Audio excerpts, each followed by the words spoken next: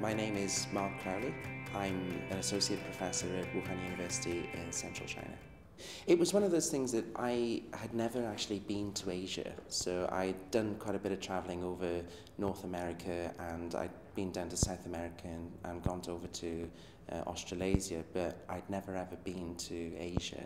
So it was one of those things out of curiosity, and as a historian myself, I'd never studied Chinese history, but the wealth of history that's in China, including things like the Great Wall and Tiananmen Square and the Forbidden City, really did appeal to me. So I wanted to experience a little bit of the Asian culture that I'd never been exposed to before. One of the things that I found was that the Chinese were incredibly hospitable.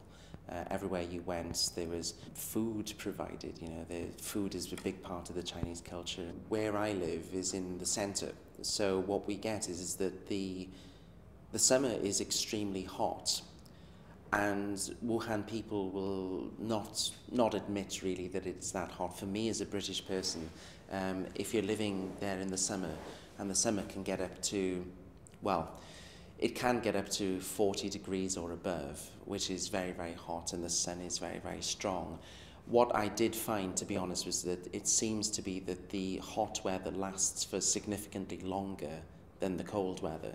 So, you know, it'll start getting hot towards the middle of April, and it doesn't actually get cold or cooler until November. The reason I decided to go to Wuhan rather than a bigger city like Beijing or Shanghai was because I was desperate when I went to China to actually physically put myself in a real, complete Chinese environment, because if you go to somewhere like Beijing or Shanghai, it is much, much more westernized, and you could get by in these cities by just completely speaking English and being surrounded by fellow expats. So I didn't want that. I wanted to really go for the full Chinese experience when I went.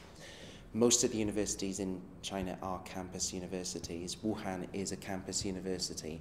But the thing that struck me the most about the university itself is that the vastness and the absolute sort of size of it. And I remember once thinking, there's so many students here. And I made inquiries and I asked how many students actually live on campus and are registered here. And I was told that there was 50,000.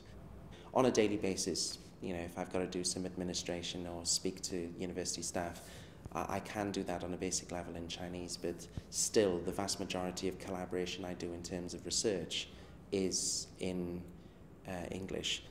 It's an incredibly difficult language to learn. You have no baseline to begin with Chinese. It's just completely new. So for example, now I can hold relatively well a basic conversation in Chinese, but if you ask me to write it, I can't write it. But from my perspective, and from the perspective of my university, if anyone wants to go out there to work, and to work as a professor or as an associate professor or lecturer in China, the universities in China don't care deeply about whether you can speak or write in Chinese. They're more interested in what can you produce in English, because of the system in China. If you produce an article or a book in English, it's actually of higher value than it is if you produce something in Chinese, because an English language publication is deemed to be international.